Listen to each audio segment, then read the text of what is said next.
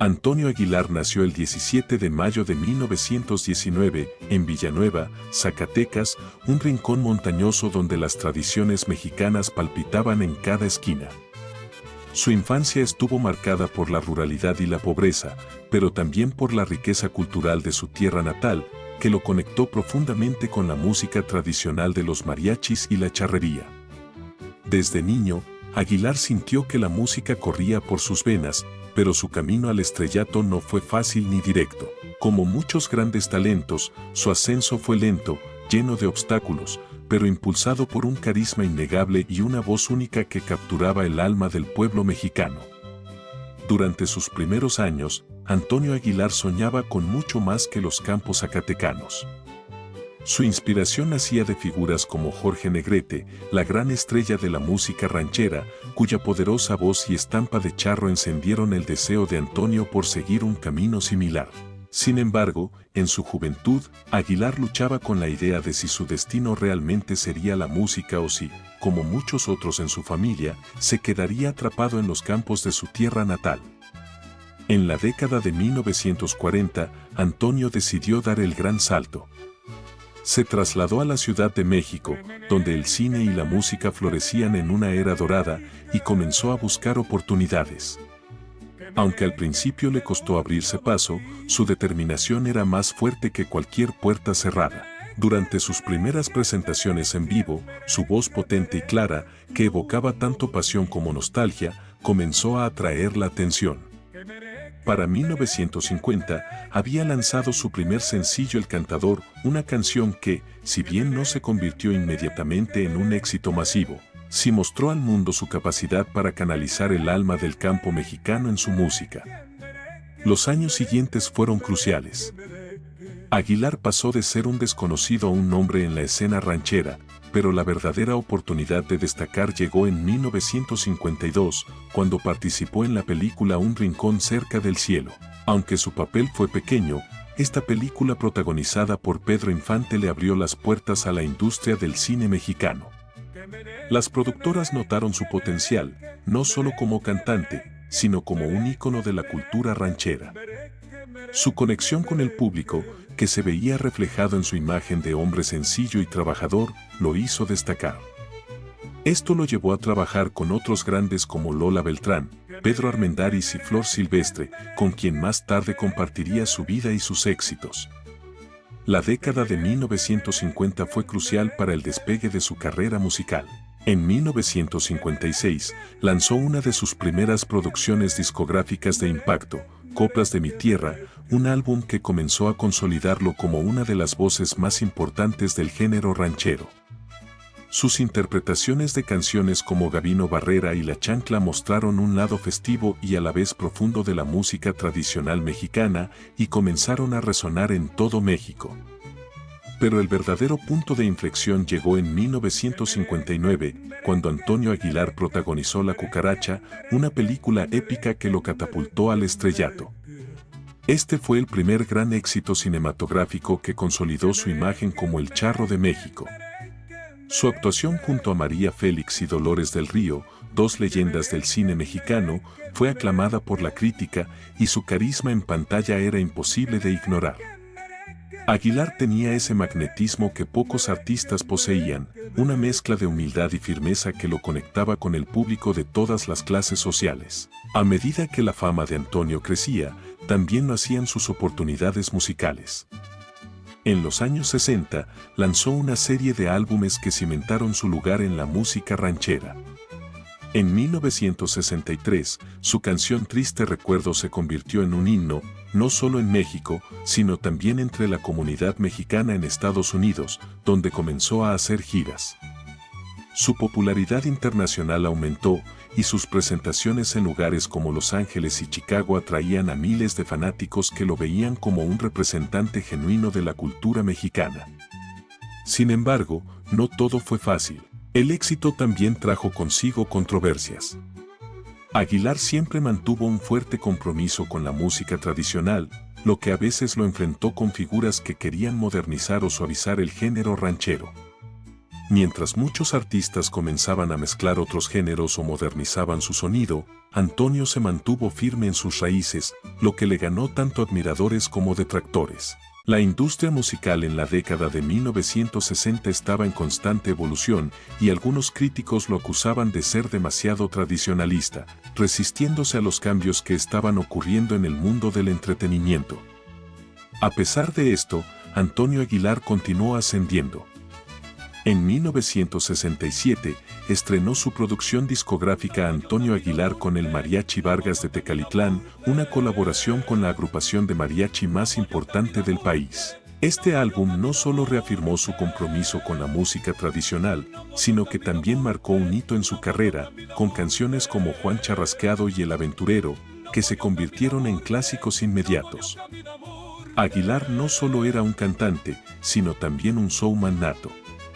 En 1968, comenzó a realizar espectáculos ecuestres en los que combinaba la música con su amor por la charrería, un deporte que había practicado desde niño. Estos eventos, que realizaba junto a Flor Silvestre, se convirtieron en un fenómeno en México y Estados Unidos. Las multitudes acudían en masa para verlo no solo cantar, sino también montar caballos y realizar demostraciones de habilidades charro. Este formato lo convirtió en una leyenda viva, capaz de unir el cine, la música y las tradiciones más profundas de México en un solo espectáculo.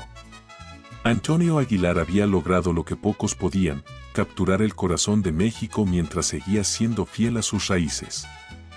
La década de 1960 lo vio consagrarse como uno de los íconos más grandes de la música ranchera y del cine mexicano. Pero mientras su carrera despegaba, también comenzaba a sentir el peso de la fama, los compromisos y las presiones del público que siempre esperaba más.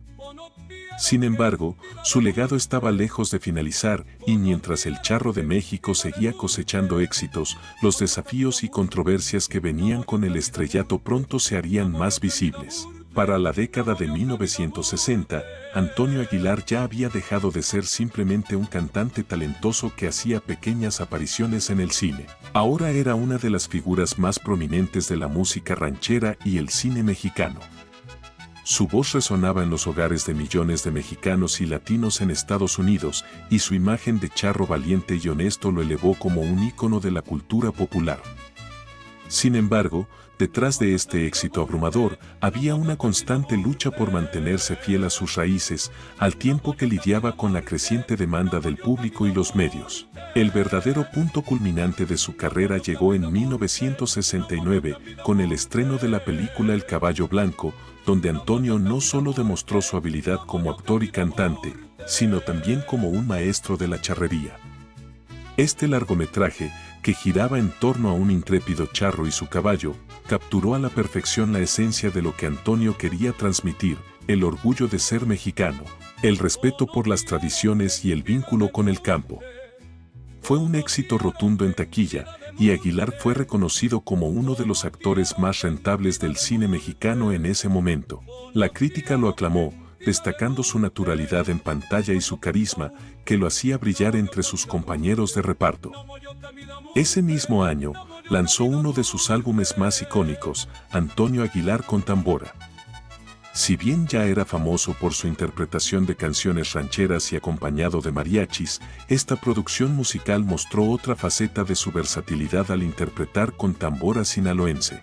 Canciones como El Burro de la Vinata y La Martina capturaron la atención de una audiencia más amplia, consolidando su estatus no solo como intérprete de rancheras, sino también como un maestro en otros estilos tradicionales del noroeste de México. Antonio demostró, una vez más, su habilidad para reinventarse sin perder su esencia. En paralelo a su éxito musical y cinematográfico, Antonio Aguilar también comenzó a trabajar con algunos de los nombres más grandes de la época. Durante las grabaciones de sus películas y álbumes, compartió créditos con artistas de renombre como Amalia Mendoza, Lucha Villa y Javier Solís, quienes también brillaban en la música ranchera. Aunque algunos lo veían como una competencia, Aguilar siempre fue respetuoso con sus colegas, valorando la música tradicional por encima de cualquier rivalidad personal. Su relación con Flor Silvestre, una de las cantantes más queridas de la época, también se consolidó durante estos años. Se habían casado en 1959 y, juntos, se convirtieron en la pareja dorada del espectáculo mexicano. Además de su química en el escenario, Antonio y Flor eran inseparables en la vida personal. Juntos criaron a sus hijos, Antonio Jr. y Pepe Aguilar, quienes más tarde seguirían los pasos de sus padres en el mundo de la música.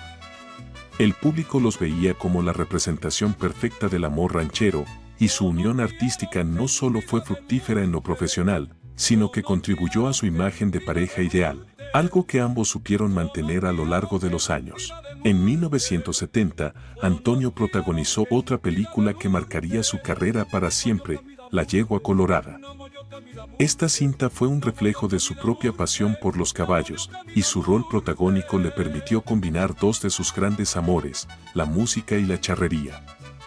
Al mismo tiempo, Aguilar lanzaba uno de sus discos más memorables, Corridos de Caballos, donde interpretaba corridos dedicados a los caballos más famosos de la historia mexicana. Canciones como Caballo Prieto Azabache y El Alazán y El Rosillo se convirtieron en himnos que trascendieron generaciones y siguen siendo referentes de la música ranchera hasta hoy. Sin embargo, no todo fue éxito y aplausos.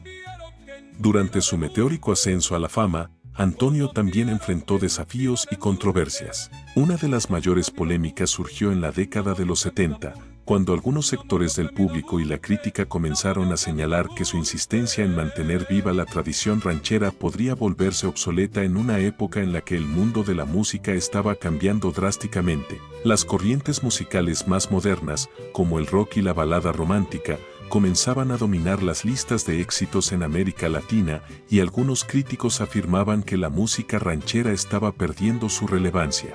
Aguilar, sin embargo, se mantuvo firme en su convicción de que la ranchera y la música tradicional mexicana seguían siendo vitales para la identidad del país. En entrevistas, se le preguntó repetidamente si planeaba cambiar su estilo o adaptarse a las nuevas tendencias musicales. La respuesta de Antonio siempre fue clara: la música ranchera es el alma de México, y mientras exista un charro en este país, la ranchera vivirá. El 19 de junio de 2007, a los 88 años de edad, Antonio Aguilar falleció en la Ciudad de México, dejando un vacío profundo en el corazón de millones de mexicanos y seguidores en todo el mundo. Su partida fue recibida con un luto nacional, y su funeral en la ciudad de Zacatecas fue un evento multitudinario. Cientos de personas se reunieron para darle el último adiós al hombre que, con su voz y su presencia, había dado vida a la esencia de México. Lo enterraron junto a su caballo, como él había pedido, en el rancho El Soyate, su hogar durante tantos años, donde las montañas y los cielos testigos de su grandeza serían su última morada.